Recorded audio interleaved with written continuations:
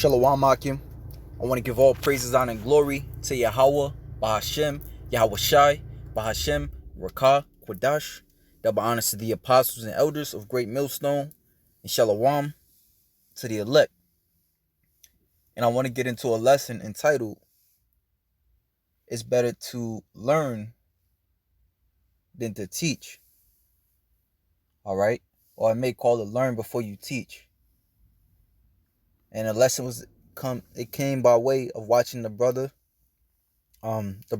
brother Kalab in the camp, from the video where it says the natural man receiveth not the things of the spirit of the Most High.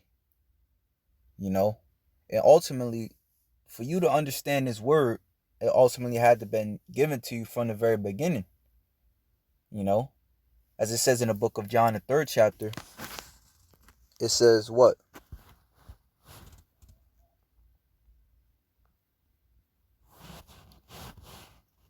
John 3:11. It says,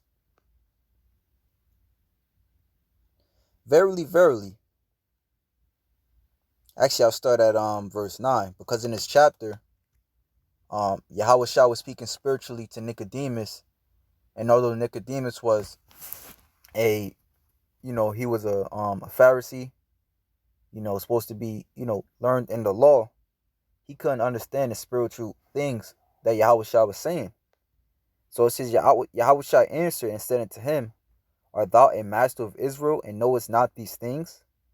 Verily, verily, I say unto thee, we speak that we do know, and testify that we have seen, and ye receive not our witness. And you understand, through reading the scriptures, that secretly Nicodemus did believe. But then you have, for the majority of the Pharisees, they only had questions. 10 times out of 10, they only came to try to trick up Yahweh Shah in his words, try to teach him a thing or two, so to speak. But it just wasn't for them. They were never meant to get it. Because from the very beginning, the word was only given to the Lord's elect. Okay? And we speak these words confidently, not of ourselves, but we believe in what we have learned. Okay? This is why we don't speak of ourselves. We speak of Yahweh Ba'ashem Yahweh Shai, putting precept upon precept, line upon line, as we answer you. Okay? And this is what you should want. Anybody speaking out of their own hearts, the Lord is not dealing with them. Okay? And this is Isaiah chapter 8, verse 16. So it says, bind up the testimony, which, I want to look up the word bind.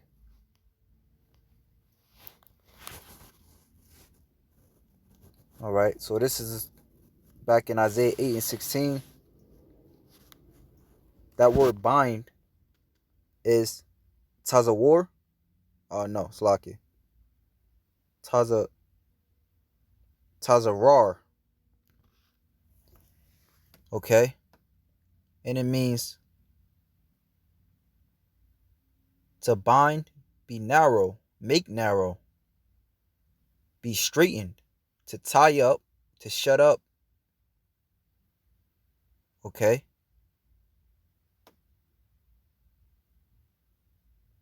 See. To make narrow for. To bound, be tied. To make narrow for, cause distress to, press hard upon. But in that sense, it means what? To bind, be narrow. So from the very beginning, all right, Yahweh Ba'ashem Yahweh Shah has bound up the instructions for a particular group of people. So it says bind up the testimony. All right, what's that word? Testimony means attestation, confirmation. Going back to we read in John 3 and 11. We can speak these things because we have witnessed it. We were back there with Yahweh Shah through the Spirit. So it says, bind up the testimony, seal. All right. It says seal, seal up. Affix one seal. Okay. Seal the law among my disciples. This is why even in the book of Jeremiah, the Lord told Jeremiah, I knew you even before you was born. In the book of Sirach or Ecclesiasticus 1 and 4, 1 and 14. All right. It says, let me just grab it.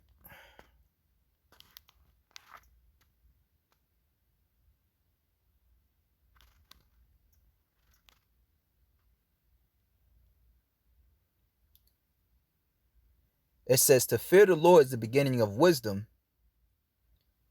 and it was created with the faithful in the womb.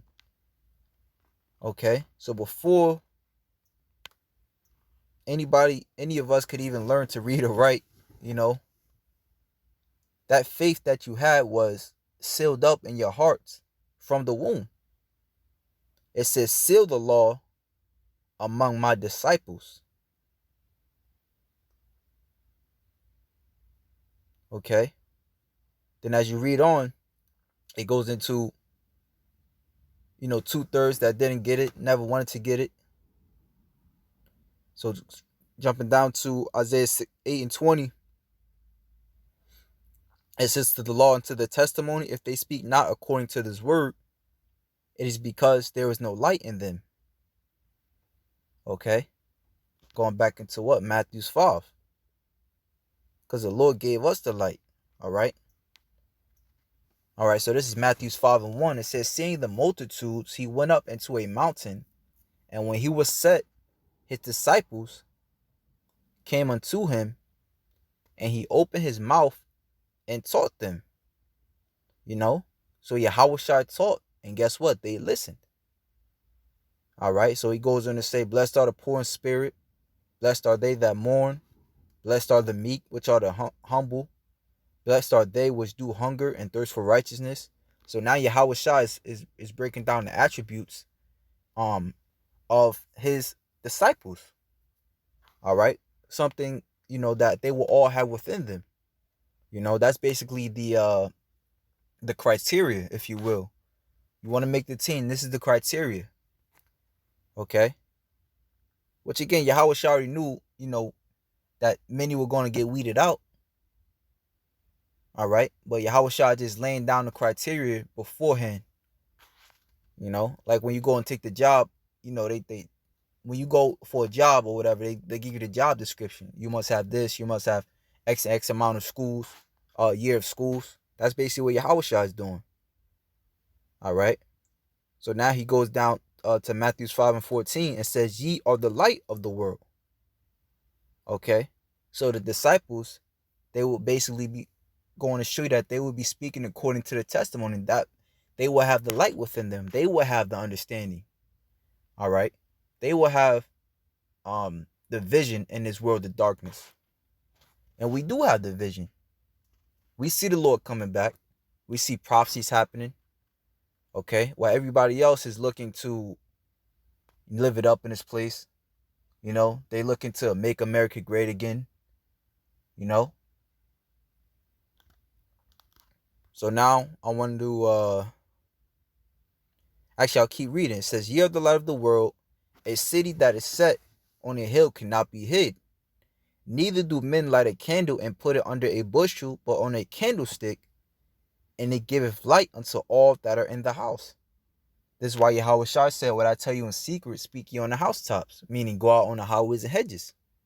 Let your light so shine before men that they may see your good works and glorify your Father which is in heaven. And that's what time we in. All right. Hey, a week back, the brother out there in Akim out there in South Carolina. All right. That other Natazakba and the brother Yawan, they had a whole family come up and announce that they learned under that man, which really was through the spirit and power of Yahweh Ba'Shem Yahushai. Okay, because the brother was the Most High put on the spirit of the brother to be diligent, put it on the spirit of the Akim out there to be diligent. Therefore, what they were able to learn. Okay, so that's happening. And hey, if I didn't mention it before, if I already mentioned it before, we out there to teach you, man. Because we have learned. All right. So I want to get this article now. It's entitled. It says the difference between a disciple and an apostle. Because I didn't read it, but if you go to Matthew's the 10th chapter, which you know what, I'm gonna just grab it because that's actually the first time Yahweh Shai called the disciples apostles. All right, so between Matthew's 1 and 9, he was teaching them, as he still was continuing to teach them, of course, as them being apostles. But the point being that he sent them out to teach others. Okay, so this is Matthew's 10 and 1, and when he had called upon him his 12 disciples, he gave them power against unclean spirits to cast them out, and to heal all manner of sickness and all manner of disease. Okay? Today, what? Our people have a plague of the mind. So through the Spirit, we give them understanding so that what? They can understand.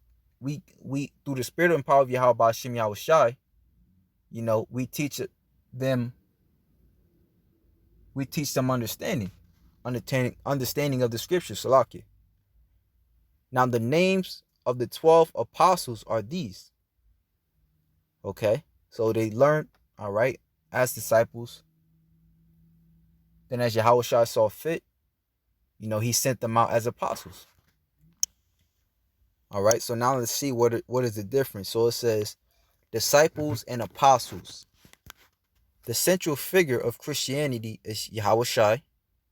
That's pretty obvious. However, the Christian Bible never speaks of Hamashiach embarking on a journey to spread his message alone. He is always accompanied by companions such as Judas, Thomas, John, Thaddeus, which it also said that in Matthew 10. Thaddeus, Simon Peter, Philip, James, Bartholomew, James the son of Alphaeus, Andrew, Simon, and Matthew. You may have also heard of them referred to as disciples, or sometimes apostles.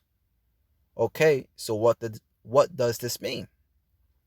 In the Christian church, the identification as an apostle or disciple is very important, but these terms are not interchangeable. Let's take a look at the Gospels and see how these terms were worked into the early Christian church. All right, so it says now let's start with the disciples. There are 12 disciples that are famously listed in the Gospels, but these actually were not the only disciples of Hamashiach.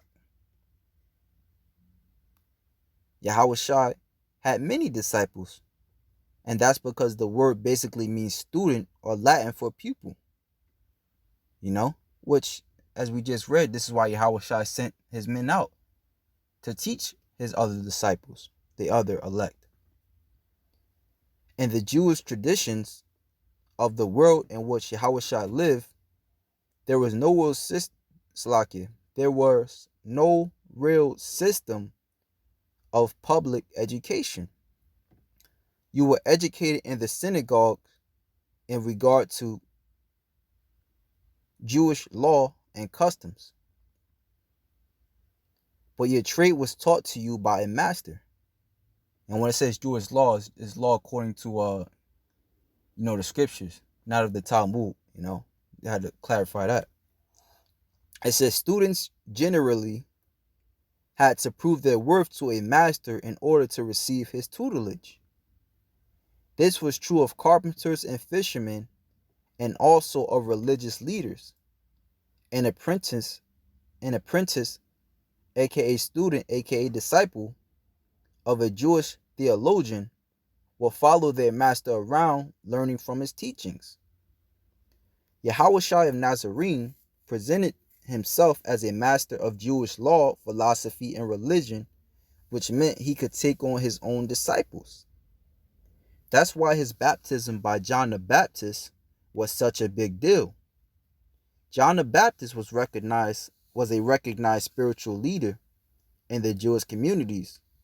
The Gospel of John states that the first two disciples of Hamashiach, the brothers Simon, Peter, and Andrew, were formerly disciples of John the Baptist. This is correct. John the Baptist recognizes Yahushua as the Messiah and encouraged his disciples to follow Yahushua as their mentor instead of him. This was the beginning of Yahushua's ministry as a teacher with his own pupils or disciples. After this, Yahushua gathered more students who followed him across the region, learning from his teaching. Okay? So disciples are pupils or students. Okay? So now let's look at what an apostle is. It says Yahushua had a number of disciples in his ministry. So why are 13 of them also known as apostles? What's going to show you that not all disciples would be apostles, which is not a bad thing. Even Apostle Paul said you have different gifts in the ministry. Some are just helps. Nevertheless, they are still under the tutelage, even though they're helps, they still believe. They're still under the tutelage and are listening and learning of the Holy Spirit. So it says Yahushua had a number of disciples in his ministry. So why are 13 of them also known as apostles? Okay.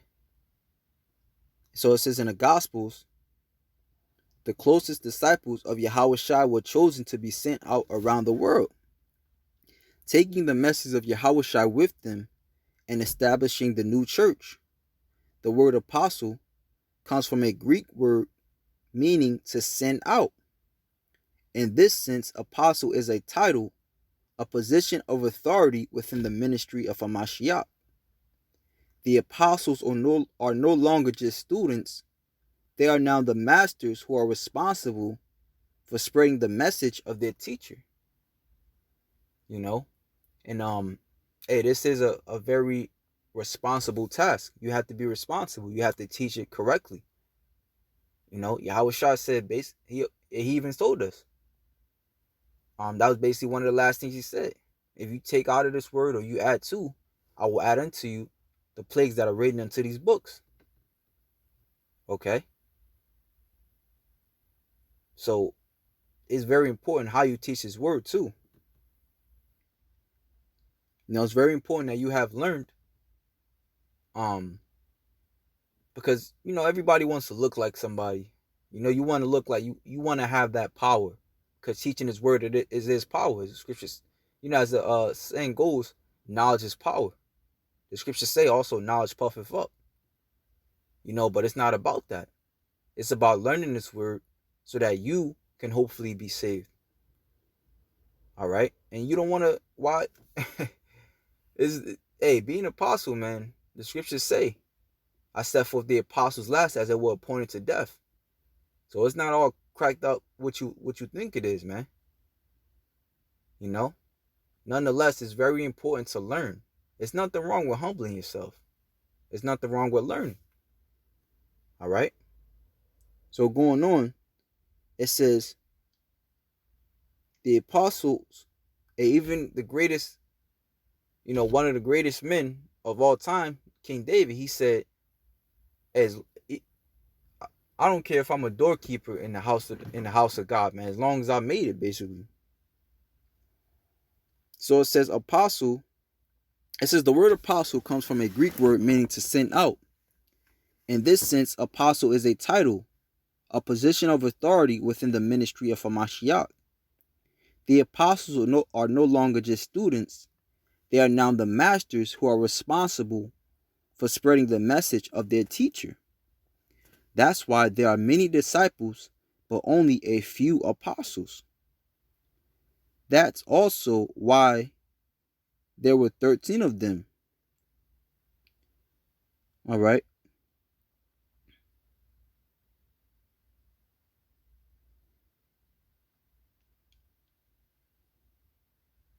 It says, after Judas committed suicide, this position of authority had to be filled.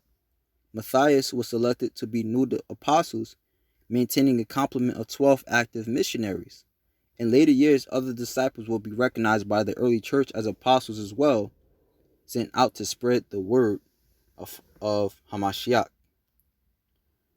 Okay? Point being that this word is only given to a select few of men.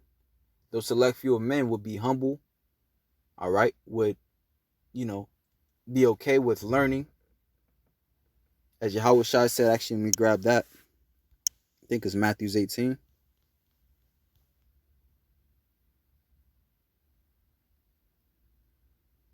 As Yahweh Shai said in Matthew 18, at the same time came the disciples of Yahweh Shai, saying, who is the greatest in the kingdom of heaven?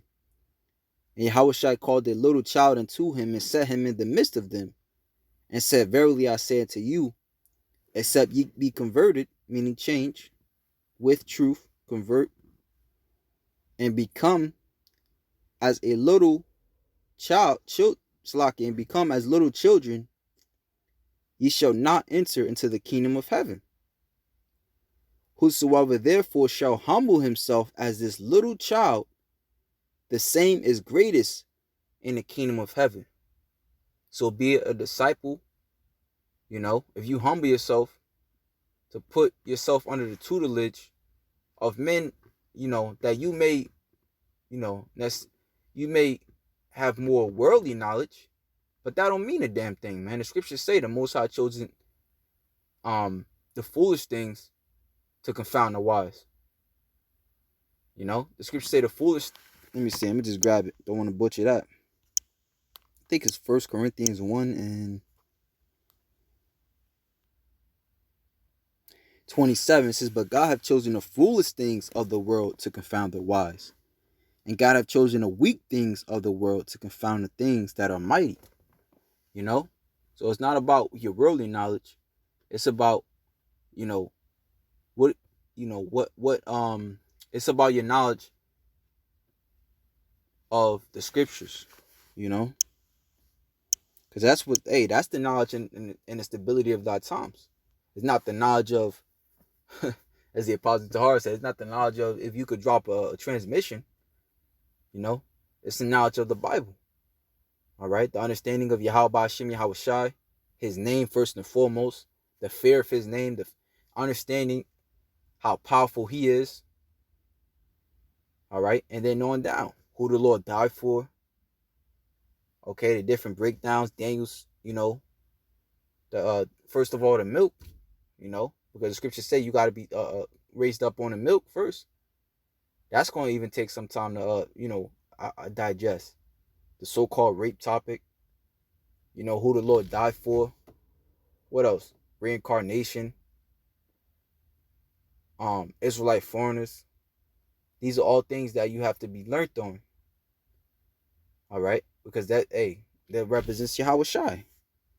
You can't say you love something you don't know of it. Okay? So let me go back to that Matthew 18.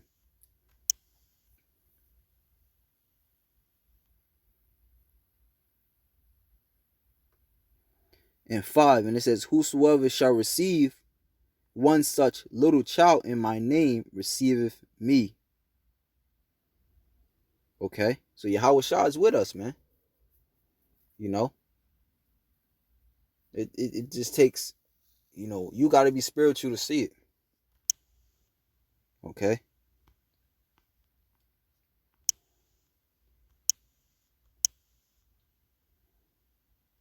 And it makes me think of Moses. Moses was so-called weak to this world, meaning, he wasn't eloquent of speech, but the Most High was dealing with him.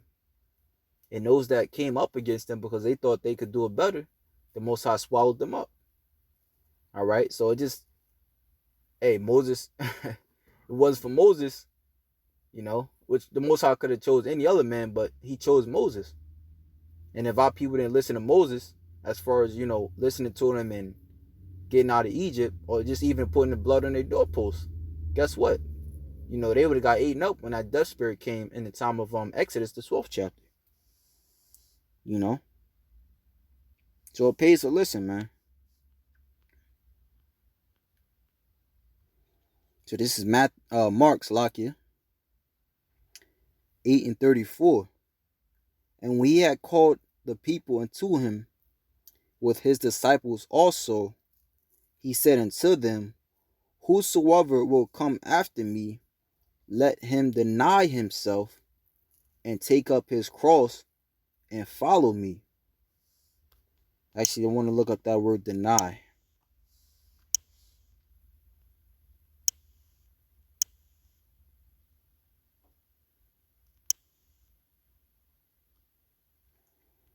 It says to affirm.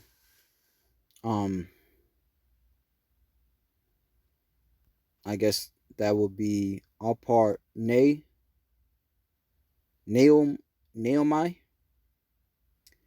to affirm that one has no acquaintance or connection with someone, to forget oneself, lose sight of oneself and one's own interests. Okay, so you gotta deny that carnal mindset. You know, oh, well, you know that I don't know. He 10 years younger than me. He 20 years younger than me.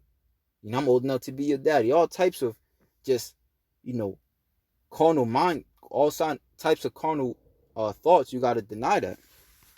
You know, which again will be an attribute of the Lord's disciples, which are set up from the beginning.